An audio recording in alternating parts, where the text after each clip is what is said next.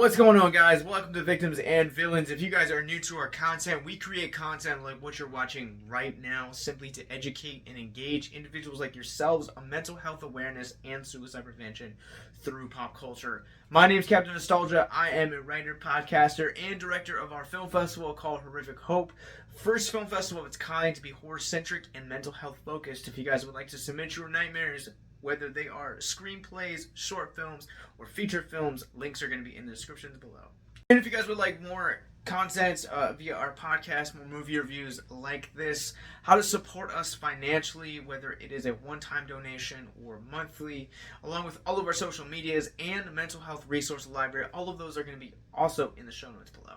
We're going to be talking about the brand new Shudder movie, which you guys can start streaming exclusively on the platform beginning this Thursday, September 1st, and that is called Who Invited Them? This movie tells the story of a housewarming party that essentially gets crashed by two sinister people, and they kind of befriend the homeowners, and kind of their sinister motives are revealed. Let's jump into it. So this movie, it has the hallmarks of what should feel like a comedy. Let me just start off by saying that. Aspects of this movie, the more that I kept watching this movie, the more it reminded me of Josh Rubin's Scare Me, which was a Shudder film from 2 years ago. Sidebar, if you still have not watched that movie, it is incredible. It was my number 6 of 2020. I highly recommend that movie. Go check it out and click the links in the show notes below to see my full thoughts on that movie. But it's a fun time. Getting back to Who Invited Them, as I was saying, this movie feels like it has all the hallmarks of something that is supposed to be a comedy. There's a really light tone for the majority of this movie, and there are jokes that are interspersed throughout the course of this movie, but the tone of this movie is really hard to nail down. The star is Ryan Hansen's in this movie, and I've only ever seen him in comedies, and yes, I'm including Friday the 13th in that conversation because that movie is just so bad. And Hansen really has the comedic chops to really carry a movie. He definitely has a lot of that leading man qualities that feel like something that you would see in like the mid to late 90s. And I really appreciate that about him. Even when he's in a notoriously bad movie or even a mediocre movie, him and Jimmy O. Chang are still the best parts. I'm talking two specific examples I will pull out from Like a Boss and Fantasy Island, but that's neither here nor there.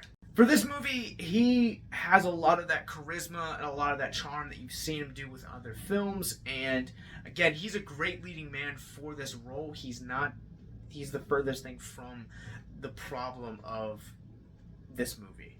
And I typically never bring up taglines for movies because sometimes taglines can be really misleading, and I feel like this one might be the one exception that I want to talk about. The tagline for this is, sit down, have a drink, get uncomfortable.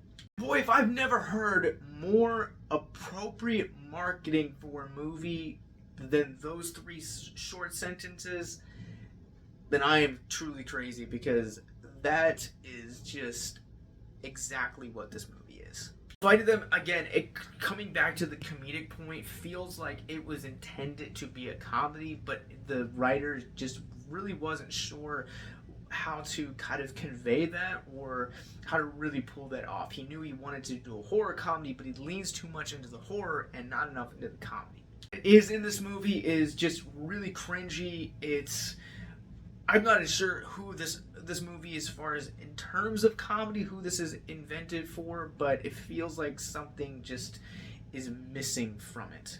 And on the flip side, when it comes to the horror aspect of it, there's a lot of this film that is really predictable. Like, as I was watching this movie, I would just kind of call out twists and be like, I bet this is going to happen, and sure enough, 20 minutes later, everything I called happened.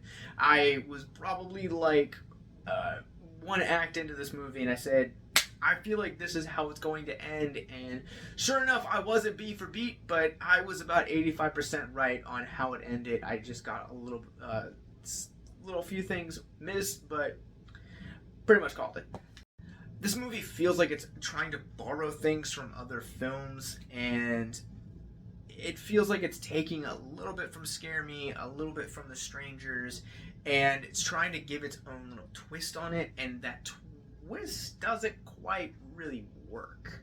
So don't get me wrong, there's a lot to love about this film. The cinematography in this movie is astonishing. This movie looks great. Like I told you, it feels like a comedy, but the way that it looks like a really prestigious drama. Bruce Theory Chung is the cinematographer on this, and if I mispronounce that name, I'm incredibly sorry, because this movie truly does look like just great. It's beautiful, and honestly, again, just to harken it back, this looks like it could be up for some awards just based on how beautiful the cinematography looks. As much as I want to not admit it, this is a home invasion movie, and home invasions are the one subgenre of horror that I feel like is really easy to kind of just take a really simple concept and way overcomplicate it or just be formulaic and forgettable. But this one, Who Invited Them, is actually one of the more refreshing takes on the subgenre that I've seen in recent memory. It really gets to the core at you that you're kind of getting to know all of these characters, and the characters that you're getting to know, I'm not going to say anything, but a couple of them might have some mischievous, not so honorable intentions. And while yes, there are portions of that plot that do feel predictable, it does feel refreshing because it's very rare that you get to spend an entire movie with the bad guy or the person that's invading the home and actually get to see them be human and not evil. The film has a limited cast. I've already talked about Hansen. I have to say the cast in this movie is actually really incredibly good. I thought everyone does an incredible job in this movie. Timothy Granderos and Melissa Tang all do a really incredible job in this movie, along with the previously mentioned Hansen. I think that there's no performance that's really wasted in here. There is a subplot in this movie that kind of devoids the plot from its tension that it's trying to weave, and honestly, it just didn't work for me. They tried to tie it in at the very end, and instead of actually being something that's effective, it just comes across sloppy. Alright, well, let's go ahead and run this through our Rorschach rating scale. I'm going to go ahead and give Who Invited Them a 2 out of 5. I think this movie has a lot to offer in terms of performance and beauty, and it offers a refreshing spin on the home invasion genre, but so much of this movie is bogged down by an inability to master its tone, and on top of that is also just has a really sloppy subplot, and this movie is predictable AF. Alright, well now let's talk about mental health. If you guys are new to our content, Mental Health Moment is where we take a theme of mental health out of the movie which we're reviewing and talk about it for just a few moments. And while we're on the topic of mental health, if you guys would like to help us get mental health resources and into conventions, film festivals, more events, please consider supporting us financially, because while we love making the content via YouTube, Twitch, and podcasting, our ultimate goal is to be more effective and do this full time. We can't do that without you. So please consider supporting us. There is a link in the show notes below to support us monthly or one-time donation. So there's a point in the movie where the four main characters are all sitting around talking. Two of them are kind of having some issues in their relationship, and the other two characters are kind of showing them how to be vulnerable and the importance of being vulnerable and walking them through that. Really valid point, because while mental health is something that it is very hard to talk about, it's very hard to address, it is worth mentioning that honestly we need to be vulnerable, because that's how we grow.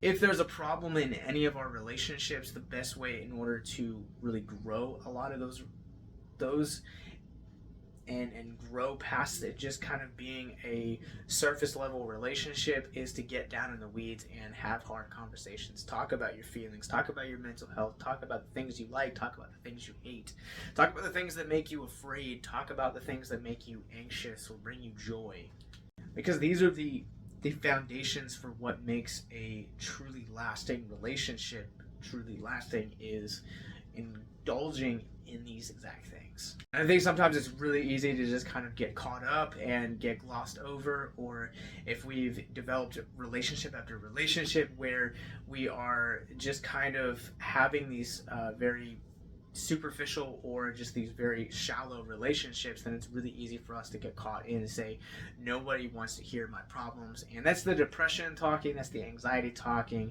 I'm telling you, we need to be vulnerable and we need to be heard. Been listening and or watching our content for the past couple of weeks, that we've been really honing in on the importance of listening to others.